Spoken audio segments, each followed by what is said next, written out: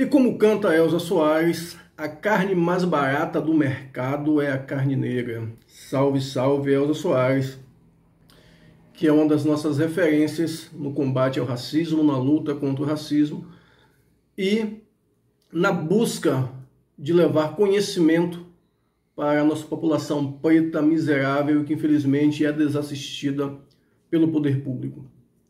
Saiu recente pesquisa sobre desemprego no país, algo que todo mundo já está acostumado a ver ou sentir na pele nos últimos 4 anos. E a tendência é que isso aumente significativamente. Em 2016, quando derrubaram a Dilma, que foi nosso golpe de Estado, na verdade, nosso golpe político, que o golpe de Estado foi justamente em 64, nosso golpe político, quando todos os partidos, inclusive aqueles que na época apoiavam o PT, todos se juntaram em prol do Temer para que assumisse assim então a presidência da República e retirasse a Dilma. Disseram que iria melhorar a qualidade de vida do brasileiro e ia voltar a gerar emprego. Nesse momento nós tínhamos pouco mais de 10,6% da população economicamente ativa fora do mercado de trabalho. Isso levando em consideração somente aqueles que estavam procurando trabalho, sem contar os que estavam no mercado informal ou que infelizmente não estavam procurando trabalho. E uma série de fatores incide nisso.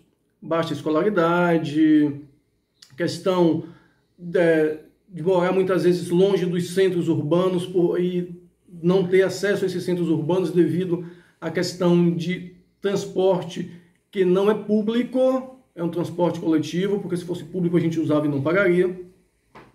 Então todos esses fatores geraram essa crise lá no governo do PT, que usaram como base, junto de uma pseudo-pedalada de Dilma que a tirou do poder, e a gente viu aí o Brasil se polarizar entre os salvadores da pátria, lá com o atual presidente, com inúmeras mentiras que ele contou durante esse percurso, já fazendo campanha para 2018, inclusive apoiando o Temer, e exaltando no seu voto a ditadura militar e um dos maiores torturadores desse país, o Carlos Alberto Ustra.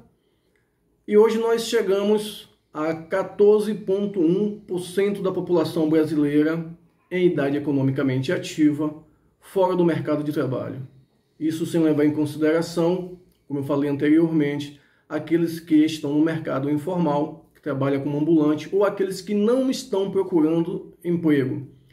E nós não temos aqui um projeto, um programa que busque inserir nesse mercado essas pessoas.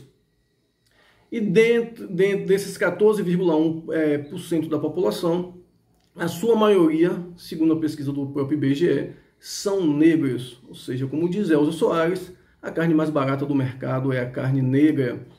E muita gente diz que não existe racismo no nosso país.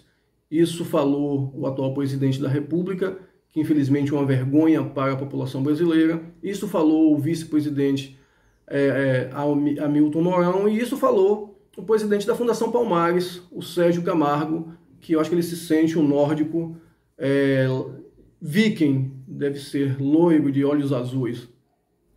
E muita gente comunga desse pensamento. São aqueles terraplanistas, aqueles que acham que a Terra é plana e que no Brasil racismo é coisa importada de outro lugar para cá. Enquanto nós vivemos uma crise sanitária, a mais grave do século XXI, ninguém nunca sonhou em viver isso, porque a última que tivemos foi lá em 1908, chamada gripe espanhola, que na verdade começou nos Estados Unidos. Nós temos uma crise política sem precedentes, com políticos desqualificados, despreparados, onde muitos respondem a processos e são julgados pelos seus próprios pares. E aí, assim, você colocar a raposa para tomar conta do galinheiro. Aquela situação do Alibaba e os 40 ladrões, que cada um vai proteger os seus. E cada dia que passa a gente vê o aumento da ignorância da população em todos os aspectos, seja no viés político, porque radicalizou a população brasileira, uns partiu para o lado da esquerda extremamente radical, outros para o lado da extrema direita, e a gente não consegue ter um consenso, não consegue ter uma luz ou enxergar uma luz no final do túnel para poder fazer com que o país saia desse caos que nós estamos vivendo. Aí nós temos crise sanitária, crise política, crise econômica e uma crise social. Primeiro porque nós vimos aí o assassinato do João Alberto também durante agora a semana do 20 de novembro da Consciência Negra, e mais uma vez muita gente da mídia foi dizer que a esquerda ou a extrema-direita estava usando a morte do João Alberto para, mais uma vez, radicalizar e polarizar as relações políticas no país. Que ambos sempre usaram esse tipo de tragédia, isso é notório. Agora, cabe àqueles que são um pouco inteligentes saber quem é que está falando a verdade e quem é que justamente está buscando fazer simplesmente merchan pensando nas eleições de 2022. Então a gente tem de ser um pouquinho consciente, um pouquinho inteligente para evitar que a gente caia justamente nesses polos, seja de radicalidade de um lado ou do outro. O que falta para o nosso país, além de políticos sérios, são eleitores. Nós temos 57 cidades que vai ter segundo turno, agora no dia 29 de novembro, e a minha preocupação é que, como nós não temos eleitores, temos torcedores de time de futebol, que é a mesma coisa que ser torcedor de partido político ou de candidato, as pessoas elejam mal, como elegeram em 2018, e a gente vem pagar esse preço por 4 anos. Porque quando você vota mal, você não destrói só a sua vida, você destrói a vida de toda uma cidade. Porque quando você coloca um corrupto, um mau caráter, uma pessoa desqualificada e despreparada num cargo público eletivo, você chancela e dá a ele o direito de roubar e de olhar na sua cara e dizer que você é idiota. Então quem vai votar agora, dia 29, por favor, tenha um mínimo de consciência. Isso é, o povo brasileiro, na sua maioria, tem consciência, que eu acho um pouco difícil. Tanto é que a gente tem visto o comportamento aí das pessoas no que diz respeito à pandemia, praias, bares, festas clandestinas, lotados, e aí todo o governo faz de conta que nada está acontecendo.